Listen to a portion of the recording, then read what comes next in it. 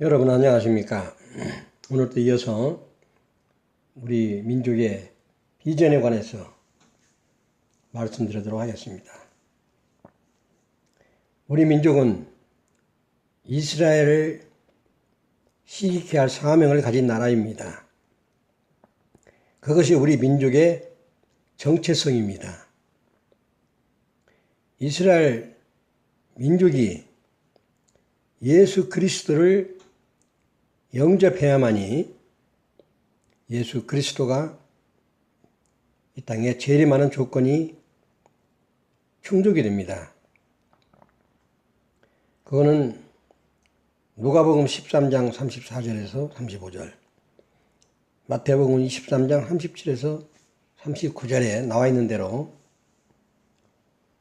호산나 다윗의 이름으로 오시는 이여 찬미 받으소서 할 때까지 너희가 다시는 나를 보지 못하리라. 이게 예수님을 다시 보게 되는, 즉 재림하게 되는 전제 조건은 이스라엘 민족이 호산나 다윗의 이름으로 오시는 이여 찬미 받으소서. 이것은 예수님이 나귀 타고 예루살렘 성에 입성하실 때에, 즉 천년왕국의 예시적인 일을 진행하실 때에 종려가지를 들고 찬송하신 예수님을 메시아로 오신 것으로 알고 영접하는, 찬송을 부르는, 찬양을 하는 그런 대목입니다. 이와 같이 예수 그리스도가, 이스라엘 민족이 예수 그리스도를 메시아로 영접하는 것이 바로 예수님이 재림 조건입니다. 그런데 이스라엘 민족이 예수님을 받아들이기 위해서는 현재 상황에서는 거의 불가능한 것처럼 보입니다. 이러기 때문에 사도 바울도 로마서 9장에 보면은 동족의 구원을 위해서 애타는 부르짖음을 했던 것이고, 그 결과 이스라엘 민족은 이방의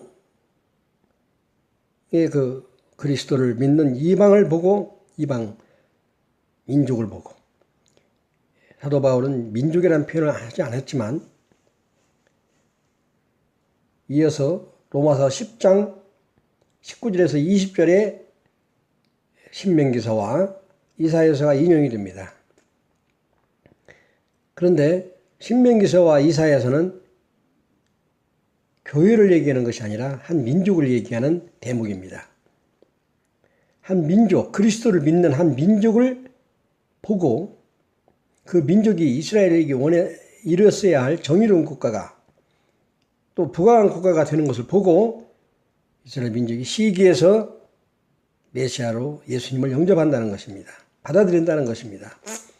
따라서 한 민족이, 이스라엘 민족을 시기케 할 사명이 한 민족에게 주어졌다는 것이고, 그 민족에 대한 구체적인 언급은, 이름은 성서에 나와 있지 않지만 이사야서를, 후기 이사야서를 보다 보면은, 열심히 듣다 보면은 성령님께서 우리에게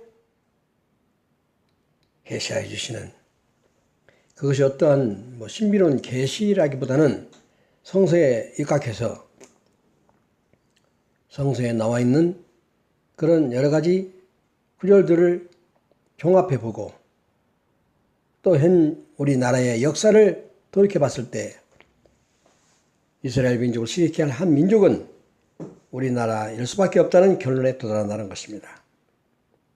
이것이 우리 민족에게 주어진 사명이고 정체성입니다.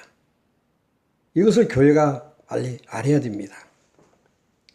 로마서 9장에서 11장을 보면은 참으로 이스라엘 민족을 회복을, 구원을 위한 사도 바울의 애타는 기도가 나오고, 그 과정에서 이스라엘 민족은 한 이방 민족을 보고 시기에서 돌아온다는 것과, 그 민족은 신명기서 또 이사야서에 기록되었다는 그것이 로마서 9장 11장의 중요한 부분입니다. 다시 한번 로마서 10장을 상고해 보면은 10장 19절을 봅시다. 로마서 10장 19절에 보면은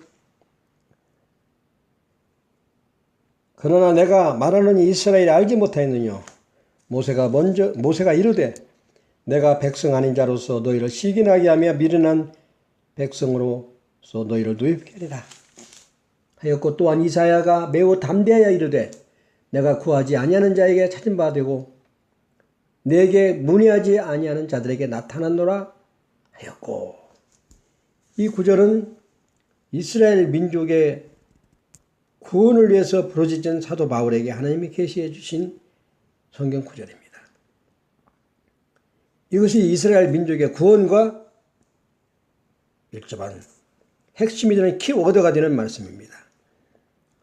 로마서 10장 19절에서 20절 또한 로마서 9장에서 11장까지 이스라엘 민족에 관한 부분이 구원에 관한 부분이 다뤄지고 있습니다. 여기에 이스라엘 민족의 구원이 되는 핵심적인 구절이 바로 10장 19절에서 20절입니다.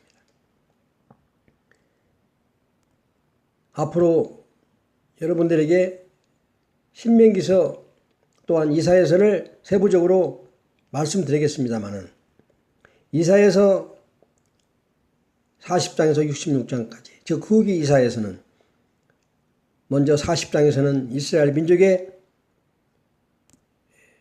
회복을 주제를 제시합니다. 이사야서 40장에서 66장까지의 후기 이사야서는 어떤 산문이나 논문처럼 서론 보는 결론을 염두에 두고 보면 안 됩니다. 교향곡처럼 심파니 오케스트라처럼 주제 제시가 있고 그걸 전개 반복하는 그러한 교향 심포니처럼 후기 이사야서는 이해를 해야 됩니다. 서론, 본론, 결론을 두고 이해하면 절대 이해가 안 됩니다. 먼저 40장에서는 주제를 제시합니다. 그 주제는 이스라엘 민족의 회복입니다. 그런데 단순한 바벨론 포로에서 해방만을 얘기하는 것이 아니라 예수 그리스도를 통한 궁극적인 회복도 같이 얘기하고 있는 것입니다. 이것을 계속해서 41장, 42장 쭉 전개해 나가는 겁니다. 그 전개하는 과정에서 고레스로부터 해방과 이스라엘 민족의 예수 그리스도를 통한 회복, 천년왕국에서의 회복을 조화롭게 같이 전개해 나간다는 것, 제시하면서 전개해 나간다는 것입니다.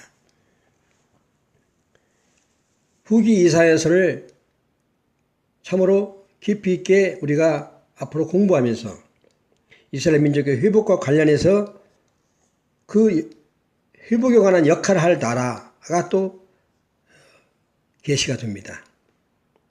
그 부분은 앞으로 구체적으로 말씀드리겠습니다. 이와 같이 후기 이사야서 40장에서 66장까지를 이해해야지 방금 말씀드린 로마서 10장 20절에 나와 있는 내가 또한 이사야가 매우 담대하여 이르되 내가 구하지 아니하는 자들에게 찾은 바 되고 내게 문의하지 아니하는 자들에게 나타난노라. 이 말씀을 이해하게 됩니다.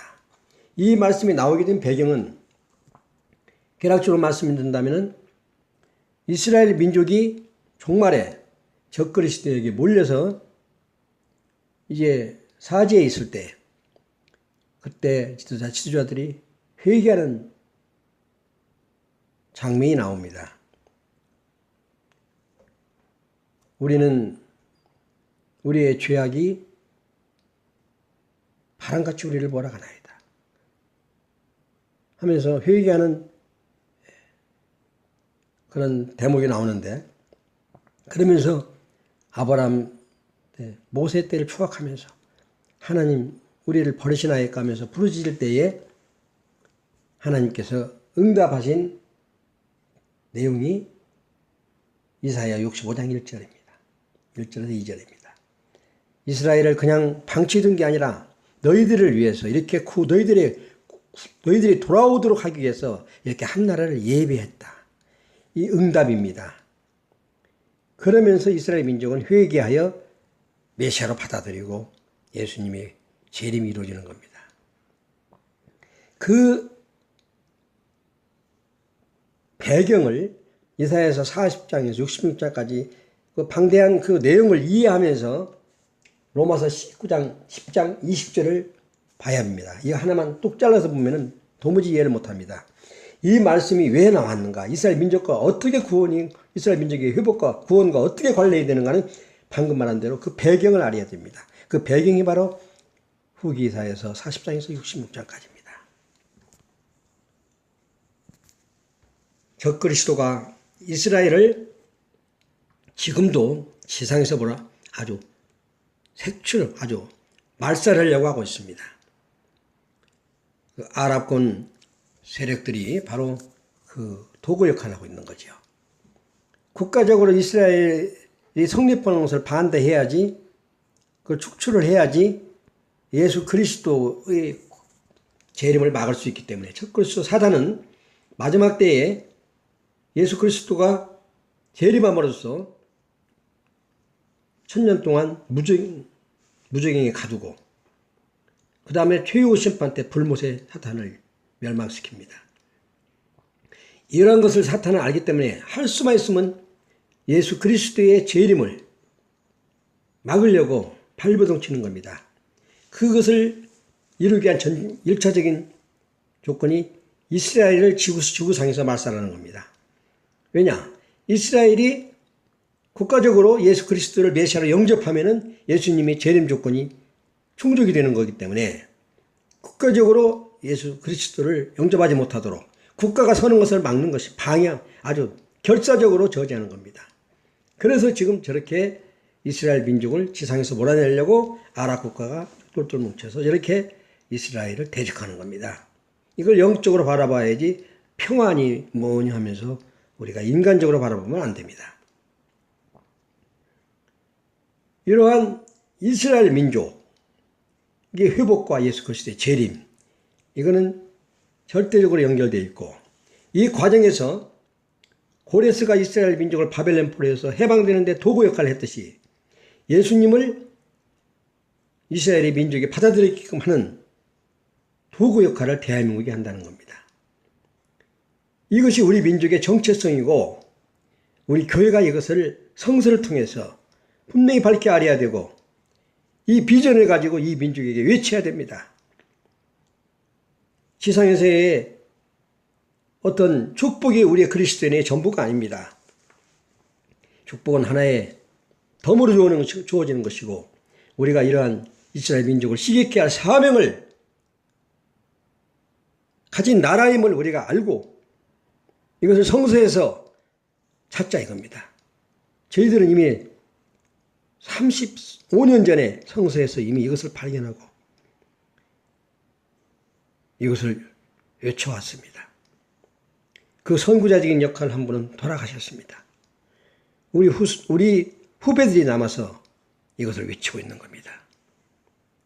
교회가 백성에게 비전을 전해야 됩니다. 묵시가 없으면 백성이 방장해야 한다고 했습니다. 오늘날 교회가 방황하고 백성이 방황하고 타락하고 묵시가 없기 때문에 그렇습니다. 여러분, 앞으로 저와 함께 이름도 빛도 없는 저지만은 하나님이 저 같은 사람을 통해서도 말씀하신다는 사실을 여러분들을 무시하지 마시고 저와 함께 이 이사야서 방대한 이사야서와 신명기서를 공부하면서 로마서를 공부하면서 이 민족의 비전을 다시금 확실하며 사명을 가진 민족으로서 교회의 사명을 다하는 데 여러분 같이 힘을 합칩시다. 우리는 이스라엘 민족을 시기케 할 사명을 가진 나라입니다. 이스라엘 민족이 시기해서 예수님을 메시아로 받아들이면 예수님이 재림하는 조건이 형성이 됩니다. 사탄은 발악을 하면서 이걸 막으려고 합니다. 이것을 우리가 알고 이 일에 온 교회가 기도하면서 우리 남은 자들이 사명을 감당할 때에 우리는 하나님으로부터 잘했다, 수고했다 칭찬 들을 것입니다. 오늘은 여기까지 마치고 다음 시간에 또 계속하겠습니다. 감사합니다.